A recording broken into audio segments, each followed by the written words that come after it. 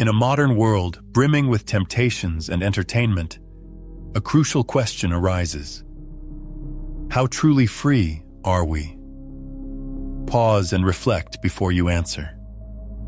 The day of a contemporary individual often begins with a phone screen, an endless scroll through news and entertainment content. Coffee, short videos, music, all become a way to escape reality, to get an instant dopamine hit. On the way to work or school, the consumption of stimuli continues.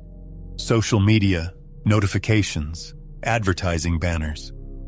Then, when the longed-for silence finally arrives, many experience discomfort, a sense of emptiness, something that compels them to seek entertainment again.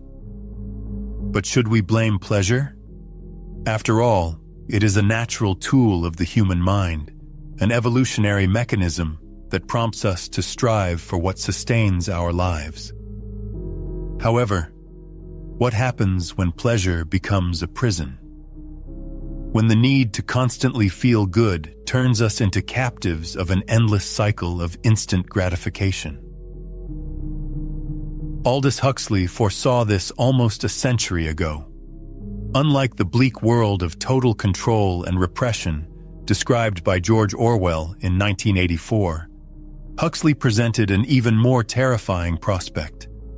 A world where people don't need to be forced into obedience because they are so entertained and overwhelmed with pleasant stimuli that it never occurs to them to rebel. A world where slavery requires no chains, where people love their servitude. Look around you. What do you see? A society obsessed with entertainment, consuming pleasure without limits, seeking immediate relief from any discomfort. But what is the price? Does this relentless pursuit of instant happiness truly liberate, or does it trap us? We will further explore how modern society conditions us to seek pleasure as a form of control, and why this dependency can transform us into something no one could have imagined: a voluntary slave. If you are confident that you control your mind, perhaps it's time to reconsider. Ideal slavery requires no chains, torture, threats, or constant surveillance. It needs only something simple, yet destructively effective: pleasure. When pleasure becomes the center of existence, slavery masquerades as freedom. And this is precisely what Huxley predicted in his novel, Brave New World. Imagine a world where people don't think about anything because they are constantly entertained, where the search for meaning is replaced by the consumption of cheap distractions, where pleasure is not a choice, but an imposition.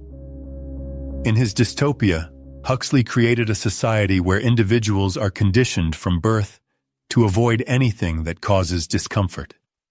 Whenever a negative feeling, anxiety, or existential doubt arises, the solution is always at hand: a dose of soma, the perfect drug that keeps everyone anesthetized and compliant.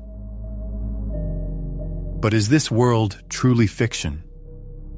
Think about your daily life. Whenever you feel bored, sad, or frustrated, what is your first reaction? Do you pause to understand that feeling? Or do you immediately seek distraction? Social media, TV shows, food, alcohol, shopping, sex, pornography, games. The list is endless. We live in an era of instant gratification, where any discomfort can be stifled in seconds with a single touch of a screen. You never have to face emptiness. Just fill it with another dose of pleasure. The most insidious part lies in the illusion of choice. No one forces you to consume entertainment content around the clock. No one compels you to spend hours in the virtual worlds of Instagram or TikTok.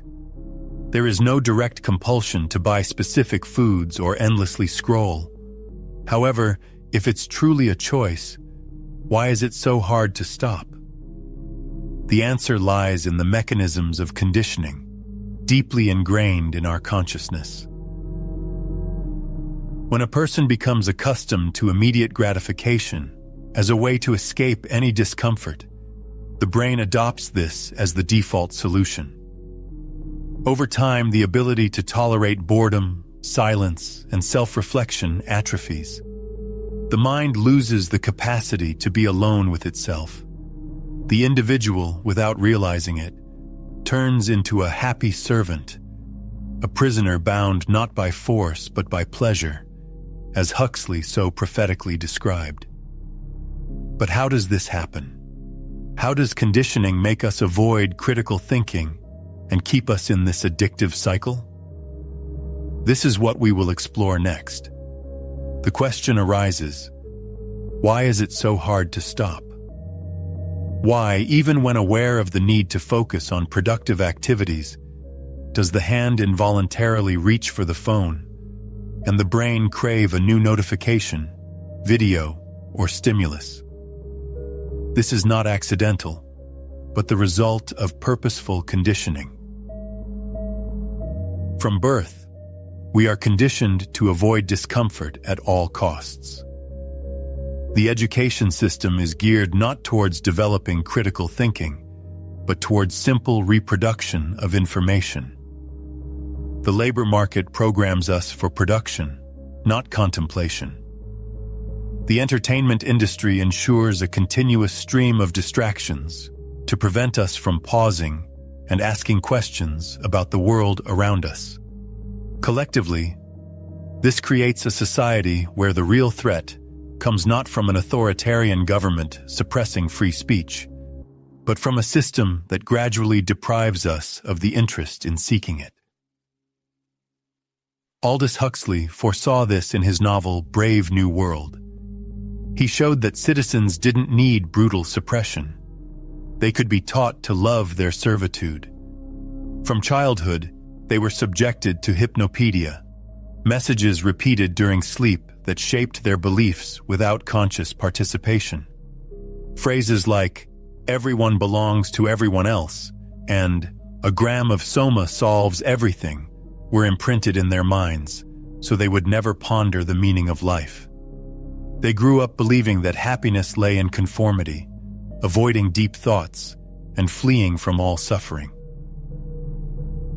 Modern conditioning is carried out not through hypnopedia, but through social media algorithms, corporate marketing, and a constant stream of stimuli that subtly shape our behavior. Every notification received triggers a dopamine release in the brain.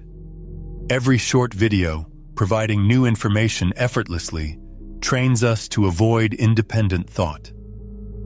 Every encouragement for conformity, be it likes, social approval, or instant pleasures, reinforces the belief in the correctness of this path.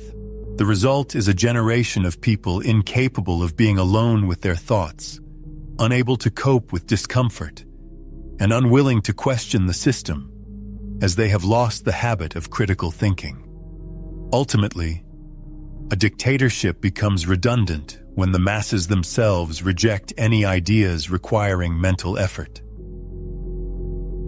However, the abandonment of critical thinking does not go unnoticed. The desire to avoid any discomfort makes people more vulnerable, pliable, and dependent. Continuous pleasure dulls the will, and cultivated happiness can turn a person into a passive being. But how does the promise of a painless existence lead to complete subjugation? This question will be examined next. Imagine a world where suffering does not exist, where all pain instantly disappears, where there is no place for sadness, disappointment, or anxiety. A paradise, isn't it? But if you look closer, what would become of someone who has never faced difficulties? What would happen to a society programmed to avoid even the slightest discomfort? The answer is obvious. It would weaken. Aldous Huxley, with astounding foresight, predicted this danger. In the dystopia of Brave New World, Happiness was guaranteed by the constant use of soma, the perfect drug. No side effects or risks, just instant pleasure. But what did this happiness truly represent? It meant an inability to cope with pain, disappointment, and even one's own consciousness. Any unpleasant thought dissolved in a chemical dose of comfort.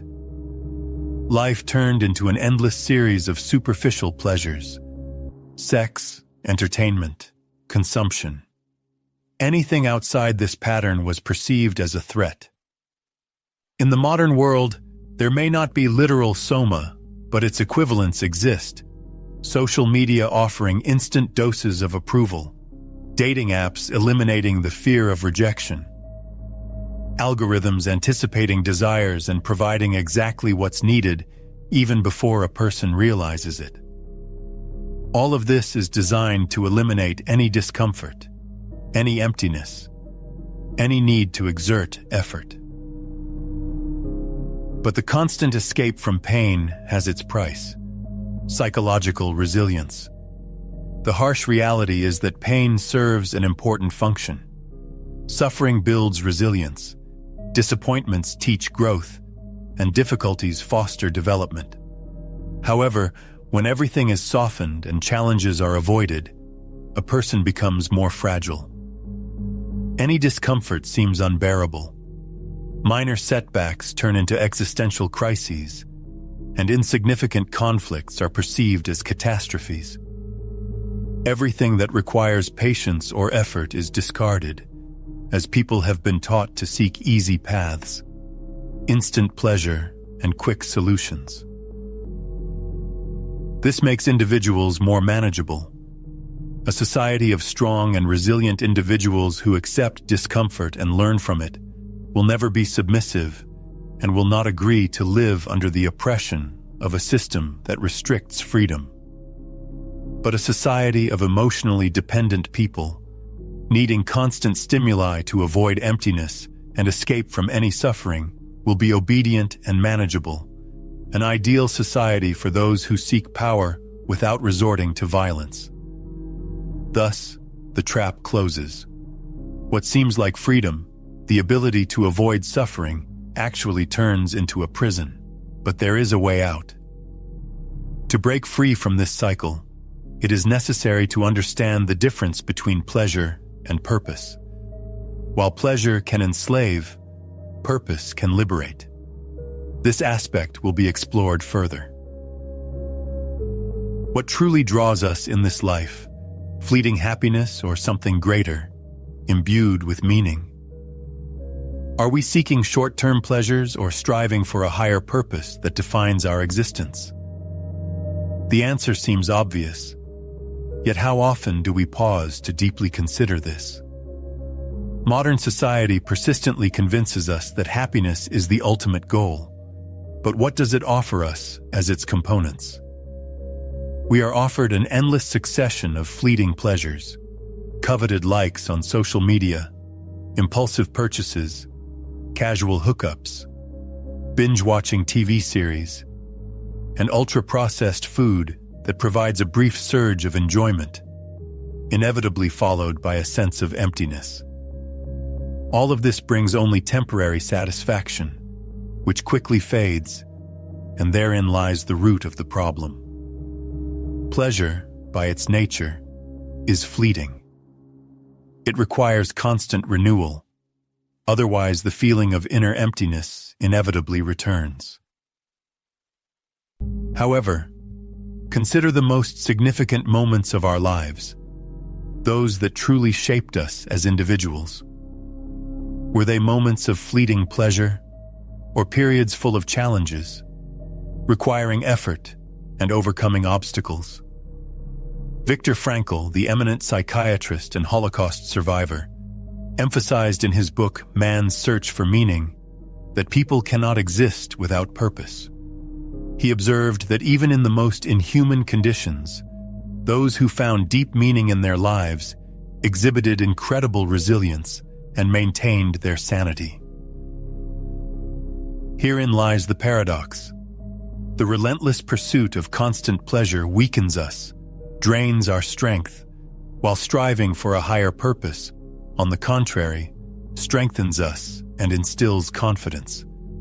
Pleasure is readily available, instant, and addictive, like a drug. Purpose, on the other hand, requires significant effort, self-discipline, and unwavering resilience. But unlike fleeting pleasure, purpose does not disappear as soon as the novelty wears off. It forms something solid and lasting within us, giving us a compelling reason to move forward, no matter what. Modern society, unfortunately, is not interested in us seeking our purpose. Finding purpose is a process that requires time, deep self-reflection, significant effort, and above all, a readiness to face suffering. All of this contradicts the logic of immediate consumption that underpins the modern world. A person who has found purpose in life does not need constant distractions. They do not feel an acute need to fill every second of their time with superficial entertainment. They are not easily manipulated by promises of instant happiness. This is precisely why we are constantly bombarded with stimuli that distract us from this important search. A person with a purpose represents a serious threat to a system that thrives on our emotional dependence. Therefore, if you feel that something is missing in your life, perhaps the answer lies not in increasing the amount of pleasure, but in reducing it. Perhaps the path to finding fullness in life lies not in seeking new entertainment, but in eliminating their excess. It's important to ask yourself, what truly drives you? What makes you wake up in the morning with enthusiasm? Are you living for fleeting pleasures, like a mayfly, or building something truly significant that will leave a mark on this world? But how do you break free from this trap? How do you break this vicious cycle and regain control over your own mind? We will discuss this in the next section. Now that it has become clear how the relentless pursuit of pleasure can hold us captive, a natural question arises. How do we break free from this trap? How do we regain control over our own minds in a world that does everything possible to keep us in a state of constant distraction, stupefaction, and emotional dependence? First and foremost, it is crucial to recognize the full complexity of this opposition. The modern world is designed in such a way that individuals are set up to fail, constantly striving for fleeting pleasures, feeding social media algorithms with their attention, and unceasingly consuming new products. However, there is a way out, and it begins with understanding the game being played against the individual. The first step to breaking this vicious cycle is the strategic restriction of pleasures. This does not mean abandoning all entertainment and becoming an ascetic, but rather consciously controlling your interaction with addictive stimuli. The problem lies not in pleasures themselves, but in their use as a tool for manipulation and control. Temporarily depriving yourself of certain pleasures, such as social media, highly processed foods, or endless consumption of entertainment content, leads to interesting changes. The brain begins to rewire itself, regaining the ability to find satisfaction in simple things, and the insatiable craving for artificial stimuli gradually weakens. The second important step is restoring tolerance to discomfort. To achieve true freedom, you must relearn how to cope with boredom, frustration, and the absence of constant stimulation. This implies the ability to remain in silence, to disconnect from the continuous flow of information, and simply to be, without feeling the need to fill every minute with some distraction. Initially, this can be challenging, as the brain, accustomed to constant dopamine rushes, will demand more and more. However, by overcoming this resistance, one begins to realize an important truth. Discomfort doesn't kill. On the contrary, it tempers and strengthens. The third step is developing critical thinking. It's important to ask yourself, why does the need for constant distraction arise? Who benefits from my addiction to pleasures? What could be done if not for this trap of instant gratification? The more questions a person asks, the deeper their understanding becomes that most habits and desires are imposed from outside, programmed by the system. And only those who ask themselves these questions are capable of beginning to rewrite their own destiny. The fourth, and perhaps most important step, is replacing pleasure with purpose. As noted earlier, the search for life's meaning is the best antidote to the slavery of instant pleasures. Therefore, you must ask yourself, what truly matters? What do you want to build? How can you make your life more meaningful? These are complex questions, but they are the only ones that hold true significance. However, it should be noted that even if an individual begins to break free from this vicious cycle, the surrounding society will still be mired in it. And when they decide to change, it will inevitably happen that those around them will start looking at them differently. Some will admire, some will reject. For in gaining freedom, a person becomes a mirror, reflecting what others don't want to see in themselves. At the very moment the reader has reached this point, something new has already begun to stir within their inner world. There is a dawning realization that the relentless pursuit of pleasures is not a symbol of freedom at all, but rather a vicious cycle of conditioning, holding the individual in a kind of cage. It becomes clear that modern society does not need physical chains to control its members. It is enough to merely convince them of the need to avoid any discomfort. However, when the veil falls and the trap becomes obvious, a key question arises: how to act upon this knowledge? It must be acknowledged that breaking free from this system requires more than just willpower. It implies moving against the current, abandoning well-trodden paths, and recognizing that true freedom is often associated with loneliness and resistance from others. For once you stop distracting yourself, the world appears in an entirely different light. And then comes the understanding that many people around you are still in a state of blindness. Some will admire this change, others will reject it. There will also be those who feel discomfort from the changes taking place. For the liberation of one person becomes a threat to the illusions of others. They may try to pull you back, convincing you that there are no problems in the existing system, claiming that life is meant for pleasures without overthinking. But now the truth has been revealed. Pleasure, devoid of purpose, is merely a form of slavery. So, the choice remains yours. You can continue living as before, distracting yourself with fleeting pleasures in search of another dopamine hit, ignoring the growing sense of inner emptiness.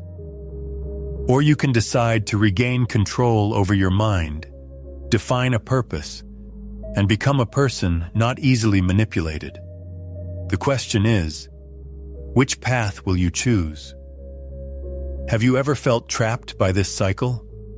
Have you noticed how society uses the pursuit of pleasure as a tool of control? We invite you to share your thoughts and observations in the comments, for doubt is the first step on the path to freedom.